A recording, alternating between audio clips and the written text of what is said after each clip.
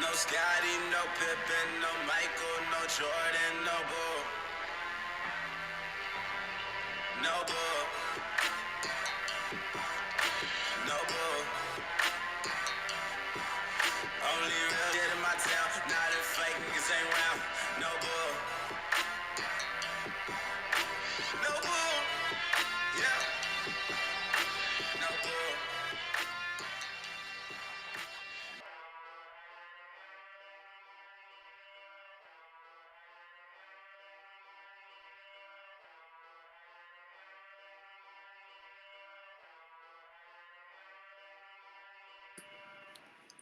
Hello, everyone, and welcome to another episode of No Ball with me, Jimmy, from UK Chicago Bulls. Absolutely buzzing today, obviously. If any Knicks fans joining us, you know why. Amazing. Finally got revenge on the Knicks, which I have really been looking forward to, as anyone who knows me will know only too well. I've got a really good guest on today. I'm absolutely buzzing for this one. He's joining us from California, which is pretty cool. But he's obviously he's not obviously, but he is from Chicago originally.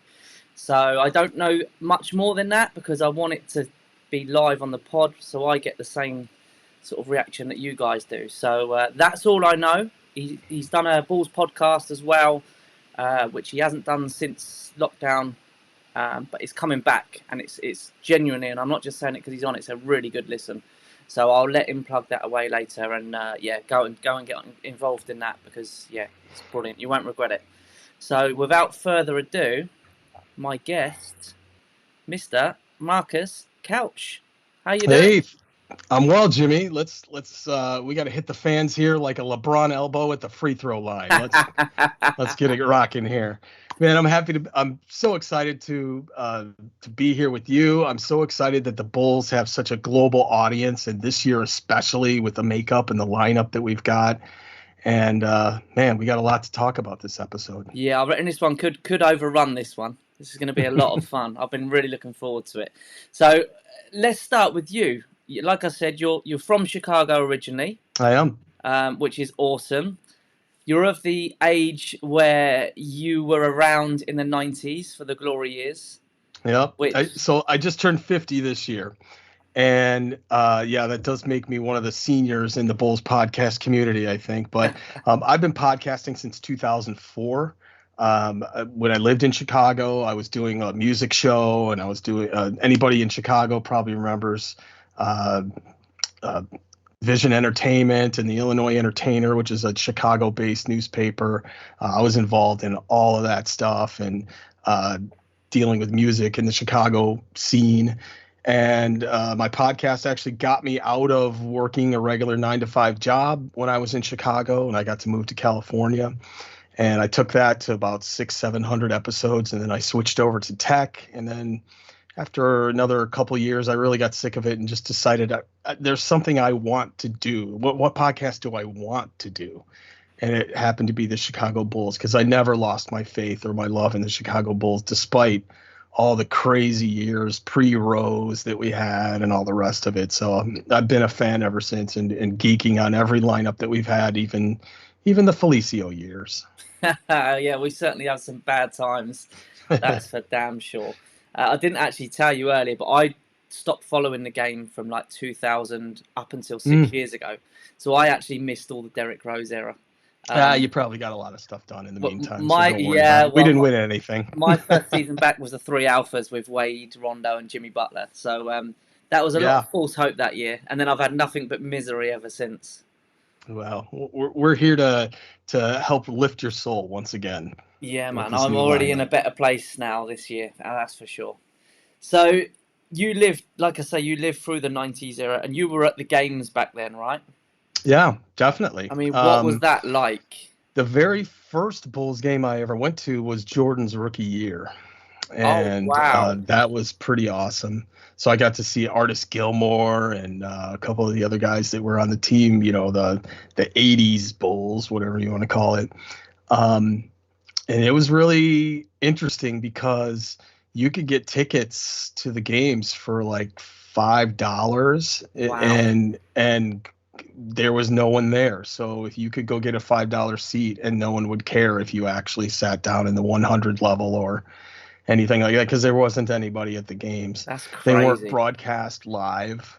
They were on tape delay, so you could watch them at midnight, which is just about the time you get to watch them now. Yeah, But yeah, that's what it was like being a Bulls fan back then. that's crazy. But that soon changed, didn't it, as we got into the 90s? It did. Like I have this videotape still called "Running with the Bulls" that was Pippen's rookie year, and we had Charles Oakley on the team and Brad Sellers and a bunch of other guys, and that was the year that they were saying, well, I remember Jim Durham, the announcer at the time, who did the voiceover for the video, and he was saying, well, we're just on the cusp of getting a 50-win season.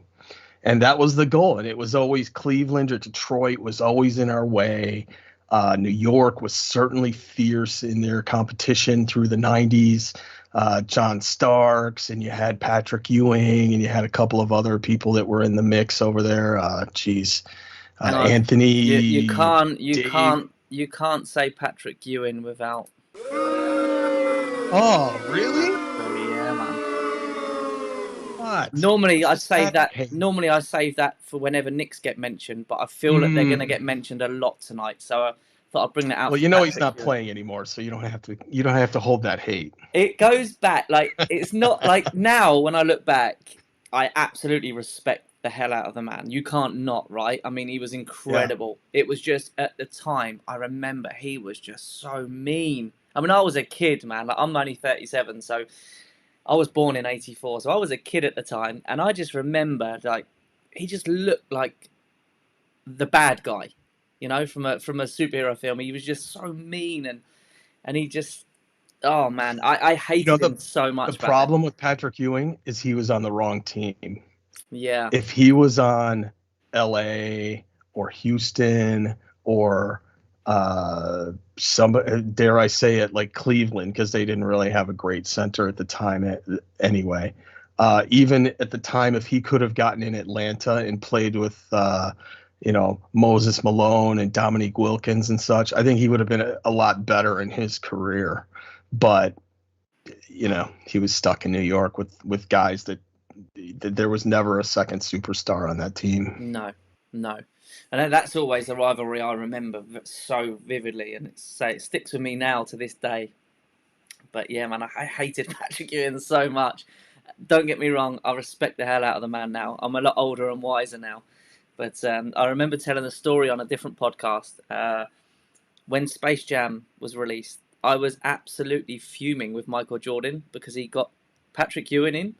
I was like, why doesn't he hate him like I do?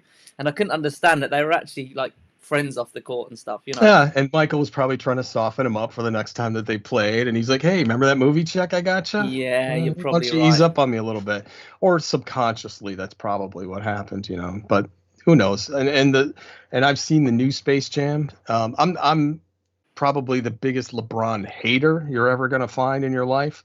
I didn't like him when he was a rookie. I thought this is overhyped fluff. And I think the league plays into that. I think I am very convinced LeBron won't get a single game suspension from his elbow that he gave that guy last night. You don't think he will get a suspension? Yeah, it's a national game that he would be suspended out of. Oh man, he has to, because he looked. He looked right at him, didn't he?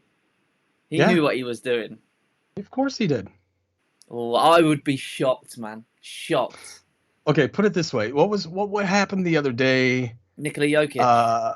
When the Bulls played Los Angeles and AD was putting his shoe on out of bounds, and then he got thrown out of the game. Yes. Who comes out onto the court? Street closed LeBron. Yeah. Okay, you can get suspended for that. He should have been. Yeah. Yeah. And you can get a tech for that as well, right? Nothing. No, I don't think he got a tech. I don't think he got any. You can, can't you? Even though he's not playing. Of course. Yeah. Of course. Which he didn't. He didn't at the time. Nope. Yeah. LeBron's Chinese overlord would probably have to make a call into the league and say, "Hey, we need LeBron on the game." And that's probably what happened, and that's probably what's going to happen with this next one. As I don't think if he gets one game, I will be shocked. Wow. Okay, I'm the opposite. I'll be shocked if he doesn't. But yeah, Hmm. I get what you're saying. Okay. Like superstars and stuff. But sorry, Martin's in the chat. He actually runs the UK Knicks fan account. Oh, So we have okay. a lot of beef, me and Martin. And thanks for joining us, Martin. I appreciate that, man. I'll be honest, Martin. If you had just beaten us and you were recording live, I don't think I would come and join your podcast. So fair play. That takes some balls, man. I respect that. But no, he's a good guy. But we got to bet, me and Martin. So whoever finishes with the worst record has to go on an Instagram live wearing the opposing team's jersey. Oh, well, he better order his Bulls jersey pretty soon. I've asked him if he's picked a player yet, and he said he's going to pick Derrick Rose. So City edition, maybe. Make himself feel a bit better. He'll pick an old school Rose one. But yeah, going back to LeBron, and you were going to say about your opinion on Space Jam. So I'm interested to hear this. Oh, the new one's trash. I don't know if you saw it, but I took my kids to see it the week it come out over here. I didn't hate it as much as most. I think I liked some of the references in it. And if you're not a basketball fan, you're not going to get those references, are you? But the one in particular I liked, I had to laugh, was when I think it was towards the end of the game, and was it Sylvester comes in the dressing room and says, "I've found Michael Jordan." And then, spoiler alert, by the way, guys, if you haven't seen it, don't listen to this section. And LeBron's face lights up, which I was really surprised by. And he like stands up as if to say, "Oh, Michael Jordan's here to help us. We're going to be all right." And then, of course, Michael B. Jordan walks in, which I thought was hilarious. But listen, it's never going to be as good as the first, but it was completely different, which I liked. They didn't try to remake the whole storyline. Sorry, that's my cat just jumping up on the bed. They didn't try to redo the whole storyline, which I liked. It was a completely new story, but it is what it is. I didn't hate it. I'll be honest. I didn't hate it. I thought it was quite good for what it was. My kids enjoyed it. Well, I'm a natural LeBron hater, so I gotta go. It would be weird. I thought you were going to say you enjoyed it. But maybe that would have been more of a shock if I can't tell you which is worse, Denzel Valentine's album or Space Jam. I don't know. So they're both equally as bad. I haven't listened to Denzel's album because I've heard so much hate about it, and I thought I'm just not going to put myself through that. So I avoided that like the plague. I mean, if I'm going to be positive about it, it's better than I could do, but that's not saying much. Well, there we go. Right, let's get to last night. Let's just start there. Normally, I'll start with the game at the beginning of the week. Yeah, sure. But I'm going to start with last night because that, to me, was the big one. Did you? I don't know. Do you watch them live? Because I know obviously where you're in California, I do. Yeah, times are a bit different, so you're still able to watch them live. Absolutely, yeah. That's cool. I haven't missed a single second of any Bulls game this year. Oh wow, that's awesome. I mean, I've watched them all, but obviously not all live. But I've watched them all back, so. Yeah, likewise. Yeah, and before I get into it, I wanted to give a plug and a shout out to a particular YouTube channel called The Windy City Breeze. Pat, the designer, is the host over there. They actually do a live call of the game while it's happening. Oh, okay. And it's better than the call that you're going to get through Stacey King and Adam or any of those guys. It's better than that call. You're not a fan of Stacey King, man? I am a fan, yeah. But how many times can you hear bang, bang, bang and give me the hot sauce and all that all over again? It's like I could get AI to do that, but it's not only good in the sense of the live call itself, because Pat is a talented play-by-play guy. It's interesting because he's actually said, he was by himself and always watching Bulls games and trying to do the call himself. And I'm like, see, you're not crazy if you're talking to yourself as long as you're streaming it, right? Yeah. So, he started doing this live call, and now he's got a crew in there, and now he takes live phone calls after the game. The chat is hilarious during the game. It's all up until last night, everybody in the chat was like, when are we trading Kobe? And then it's like, Kobe has a good game. Oh, never mind, But it's just funny to see the pulse of the Bulls fan as the game is going on. Yeah, You know, even I'll have to check that what was out. it the other day when we were I forget the game that we were playing. Um, I know that we were down big and we came back to win that game. I Boston, forgot which game that was. Boston Celtics. Yeah, we were down like 14, Yeah, and we right? ended up winning by 14. Yeah. But everybody in the chat, oh, this is over. This is done. Like in the start of the fourth, I'm like, guys, dude, there's so much time left. Are you kidding? Look at that squad that we've got. But it's very interesting to see the faint of heart Bulls fan versus the diehard Bulls fan that's just all in all the way, you know. See, I'm all in all the way, but I'm also emotional. I wear my heart on my sleeve, and I'm not. I always say it. I'm not a basketball mind. I'm not a coach. Sometimes I'd like, what the hell just happened? I'm purely a fan, so sometimes my emotions get the better of me. Now Right. I'm going to hold my hands up and admit that I like Kobe. Right. My issue with Kobe is he's either red hot or ice cold. There's no in between. Yeah. I love him as a person. I love his work ethic. I know how hard he works. I've seen it all, and I respect him so much. But since he's been back, he hasn't played well. And last night, Well, 2 games. I know, mean, I get that, But last night, it wasn't looking great at the end of the third. And I sent out a tweet saying something along the lines of, I would be happy if Kobe doesn't enter the court in the fourth quarter. oops. And I think we were about 40 seconds into the fourth quarter where I had to put out an apology tweet to Kobe. Not that he'll ever see it, not that he even cares. But I Yeah. had to hold my hands up and say, yep, I'm happy to be proven You wrong. would be surprised as to how many NBA players are actually looking for their name on Twitter. Really? Do you remember when we had Spencer Dinwiddie on the Bulls? No. See, I wasn't watching then. Okay.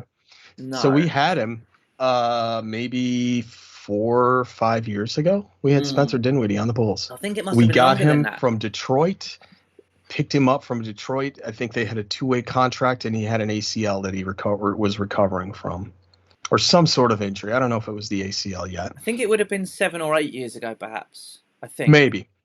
But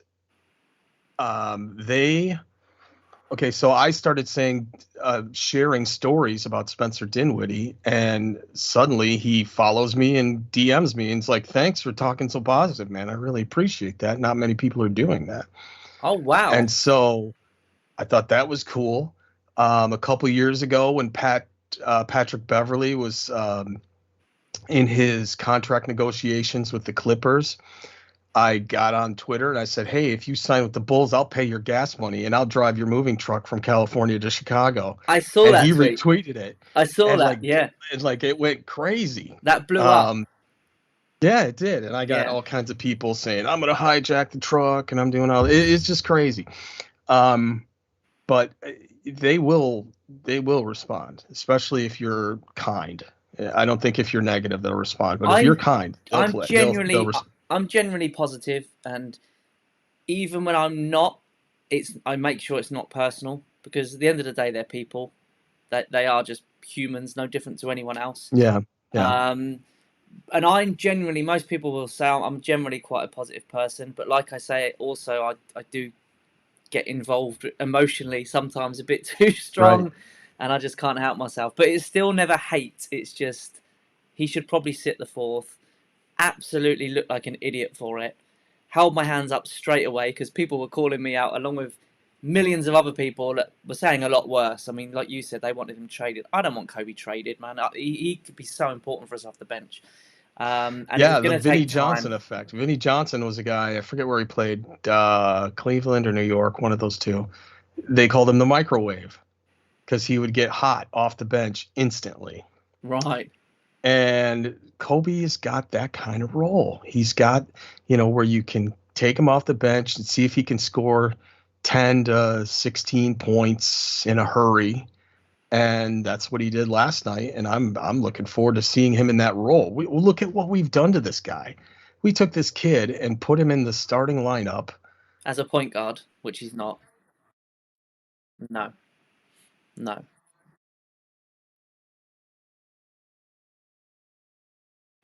Yeah.